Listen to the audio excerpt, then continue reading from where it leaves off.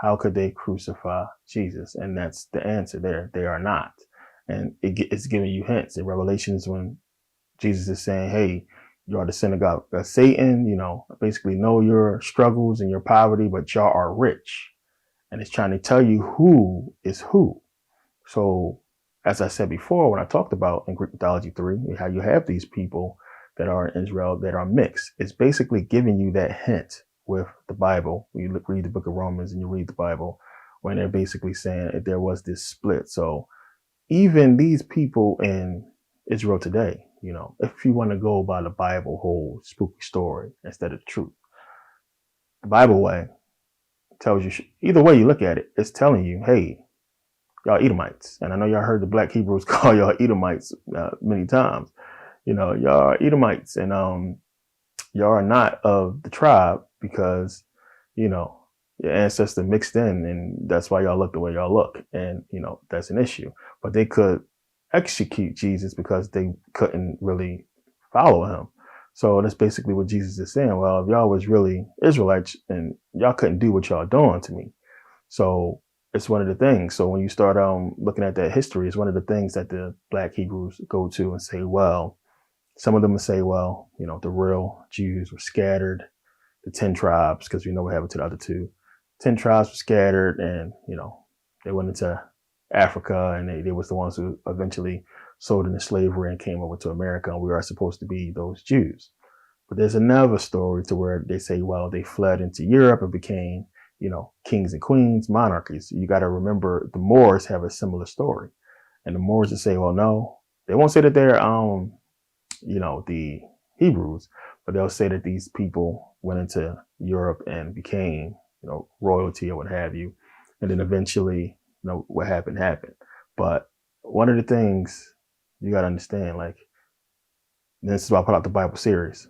There's a lot of, misinformation that, it's not intentional on people's part. It's just they don't really read or understand the book and how it's supposed to be interpreted, compared to real life.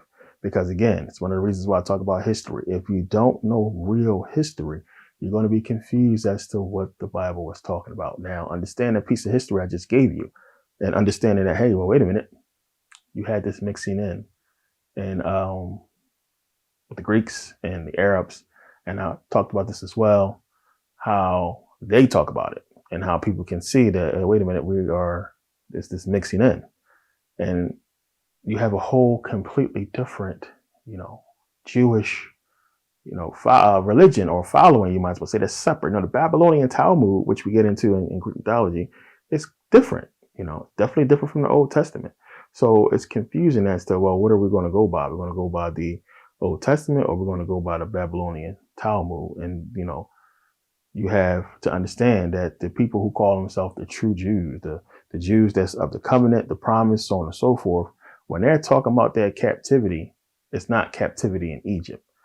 The true Jews' captivity is the captivity from Babylon.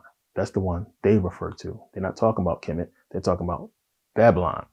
So the people who are not, the real Jews, that's the ones that come from Esau, is talking about Kemet still.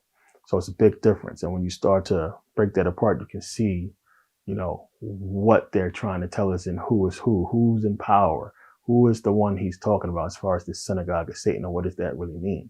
So we get into this in Greek mythology 4 and a bunch of other stuff that you guys are going to definitely want to check out. But questions, when it comes to really understanding, what's going on, the Bible is the best source, but you have to know real ancient history. What happened? Wars are documented. Conquest is documented. No matter what, we know history is told by the conquerors, not the conquered, but people wrote books back then. People talked about what was going on. That's the secret to really breaking down what happened. Because, when people show us those depictions of black folks in the church, and I just showed you guys in the last DVD, what that is, you can see it. It's stuff you can't hide. And it's questions you have to ask yourself. Why does this exist? And it goes into what I was talking about. These people were black. The original Jews were black, of course. And then that changed once the conquest happened. So they can take the place of the people who basically been pushing the religion for a long time. And they were indoctrinated in it from, the beginning. So you have this, conquest that happened, and we know about Carthage and, the Etruscans, so Greece and Rome, and how they were basically conquered and overthrew. And then everything changes at this point. We start seeing the white depictions, and they, you know, got rid of everything that showed Africans in any type of God power or, authority or what have you. So that was what the Crusades was about. As I talked about before, it was them erasing all of that, getting rid of the true Moors, getting rid of all those, images and groups and people, because when you go back and look, you'll see the leadership was black. The leadership of the church was black. All that changed. All that completely changed after the Crusades, and we get what we got. So the real history, understanding real history, like war, conquest, what took place.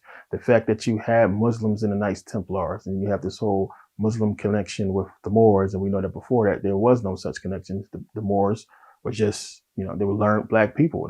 They taught everybody. They went out and put this knowledge out that, was lost after Kemet fell. So they basically, civilized Europe, brought them out of the Dark Ages into the Renaissance, which Moors always talk about. And they couldn't really comprehend, black, white. It wasn't as big of a deal as it is today back then, where they couldn't fathom the level of, craziness that would happen with that whole thing. But it's important for people to understand how this is all connected, Judaism, Christianity, the Roman Catholic Church, so on and so forth. And the stuff we've been seeing over the years with the rituals and, child sex trafficking and so on and so forth. We get into all this in Greek mythology 4. There is a connection with all of this. And it's so crazy because it's telling you right in the Bible what they're allowed to do. And then when you look into the Talmud, the Babylonian Talmud, and what they're following, you can see that these things are allowed, and it's crazy. It's sick stuff. And it's one of those DVDs, one of those videos where, yeah, it's some crazy shit in there. So, your discretion is advised on that one. So we'll get into it in that video. So in that DVD. So Greek mythology 4, we touch on all this and a lot more, but I want people to know, like, you guys got to really read the Bible. You got to read it. You got time. You got to read it, Genesis to Revelation. Don't skip. This is why I put out those, the series, the Bible series, but you got to read it. Take time, read through it. Stuff will start to catch your mind when you see things. You'll be able to trace it back to the Bible because you'll remember from certain verses or stories where things fit. And for the people who understand, I only touch on those things. So when I get into the Bible series, the things that I know are going to come up later, that's what I talk about. The rest of the stuff, I know to leave it alone. You want to sit and read the entire book, you can, but there's only certain things from these books that you need to understand. And then they can't even be told during the time that you're, reading the Bible, because it's going to confuse you and they're not going to come into play till later. So a lot of this stuff, as I said, when we get into the New Testament, we'll start referring back to the Old, because everything changes then. And then you have to look at why things change, because things change in power. So you have Greece, Old Testament, and we know the New Testament written in Greek as well. But then you have, the Romans take power, but then something else happens, the whole barbarian, movement, when they come in and supposedly conquer Rome, which we get into that. So what we see from these Greeks, they hide behind people. They always have done that. That is their MO, to hide behind something so you don't know who's really in power. And as I said, that's who they're hiding behind right now.